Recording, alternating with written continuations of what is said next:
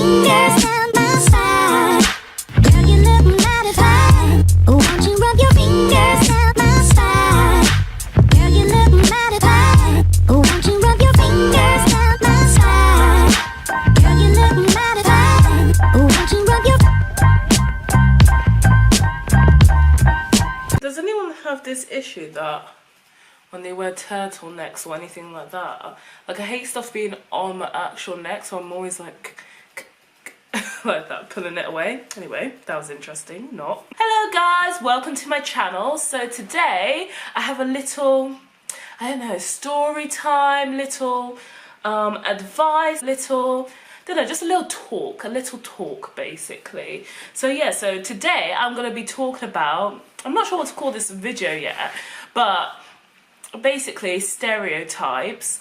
And so yeah, stereotypes. So for me, like in terms of race, so yeah, so for me, I hate stereotypes, obviously. Anyway, and I'm just gonna be talking about the fact of the use of the word Oreo and like Malteser, Bounty, you know, all that stuff, which basically means white on the inside, black on the outside. You can see my notes over here because I have a lot to say about this topic. So, what is a typical black girl? Whatever that even means. Some people say a typical black girl might be sassy, loud, aggressive, always talking loads, or always watching Tyler Perry movies and all those sort of black films and stuff, or maybe dressing in a certain way, like hoodies, like in JDs, like dressing ratchet, like, you know, vibrant, loads of, nothing wrong with vibrant colours, but you know, I mean, like big hoops and different like ratchet, as they would say, some people might say. Maybe listening to rap music, trap music,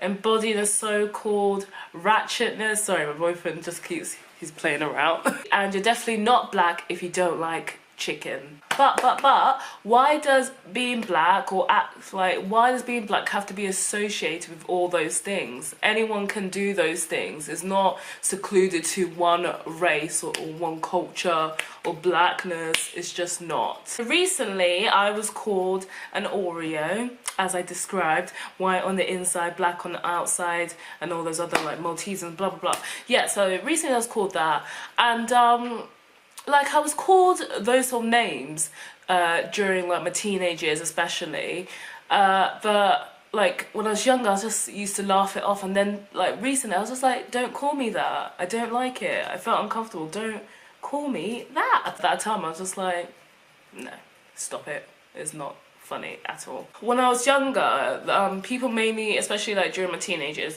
people mainly really call me that because of the way I spoke, the way I dressed.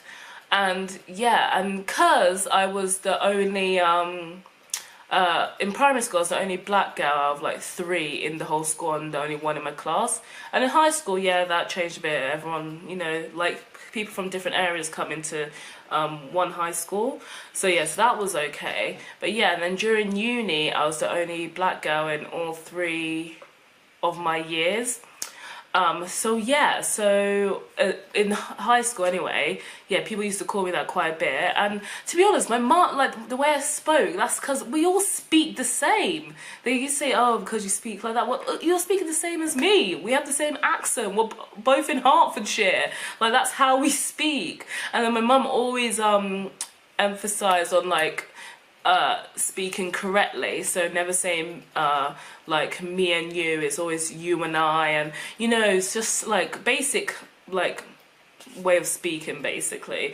And that was not good, that sentence. My mum would be disappointed. But yeah, along, but they obviously perceived a black girl as someone that they saw, I don't know, on TV, how people used to portray black girls on TV. Probably another reason why they said that is because I was so obsessed with musical theatre, and I didn't really know like a lot of artists in like rap or R&B and Afro beats and whatnot.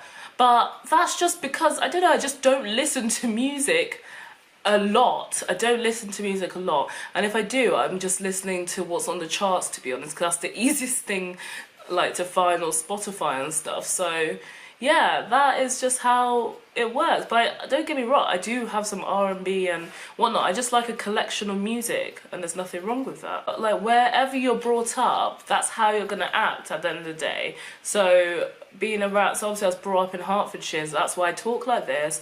The friends are the way, like, you act the way you are because of your family and friends. So this is obviously why I'm like this. So, and that's how anyone is, to be honest. So I don't understand this stereotype thing. If you're saying Oreo and stuff and you're not acting the way black girls should and whatnot, yeah, you're basically describing us as a product and not having individuality like everyone else.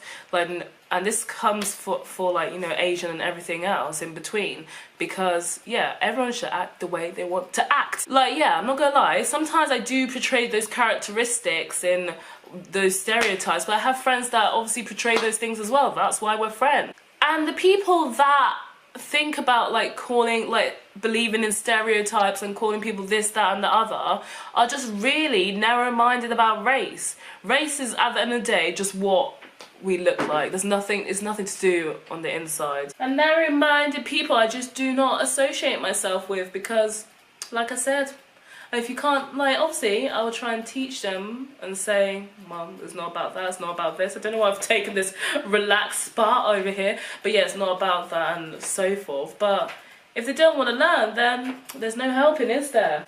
And I know, like, when I was younger and stuff, and then now, when they say it, it's not supposed to be hurtful. It's like, it's not supposed to be harmful, like they're joking. But I don't like it. I don't think a lot of other people like it, to be honest, because words like that do more harm than good, especially when I was young, because I think I did have an identity crisis because of those words.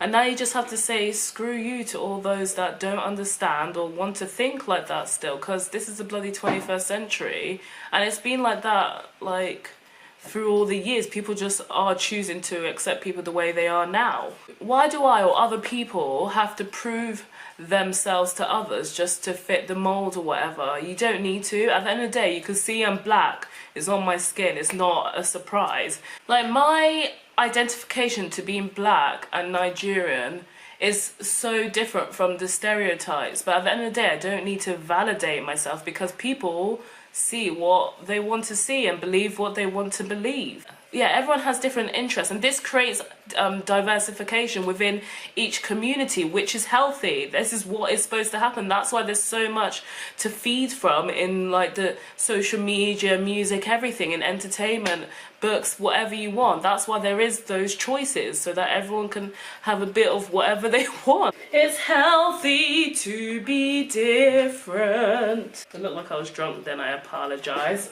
To be honest, no one should have their identity made a joke of, and it's idiotic to think that people should act a certain race. It doesn't make sense to act a race. It really doesn't.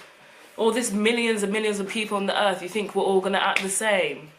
Donald Glover, or Childish Gambino, I can't say that word now, but yeah, Childish Gambino, or Kerry Washington, Viola Davis. These are perfect examples of black people who don't fit the mold, but take that into their stride and show people that you don't need to act a certain way to get noticed or validate other people's opinions. Like, just act the way you want to act. At the end of the day, I don't want to be called an Oreo or anything that's similar to that, because no one fits their stereotype, and everyone's different, and I am black, and I'm not ashamed to be black, but I love being different, and everyone else is different from me. So it's time to stop with the labels and accept people how they are. 2019, no more labels. What it means to be black to me, it's just appreciating where you come from and appreciating who you are and taking that in your stride. So I am Somi Echezona, a 23-year-old musical theatre loving, acting loving, everything else in between, Viola Davis loving gal, British, black, Nigerian, and don't call me an Oreo. I'm just being me.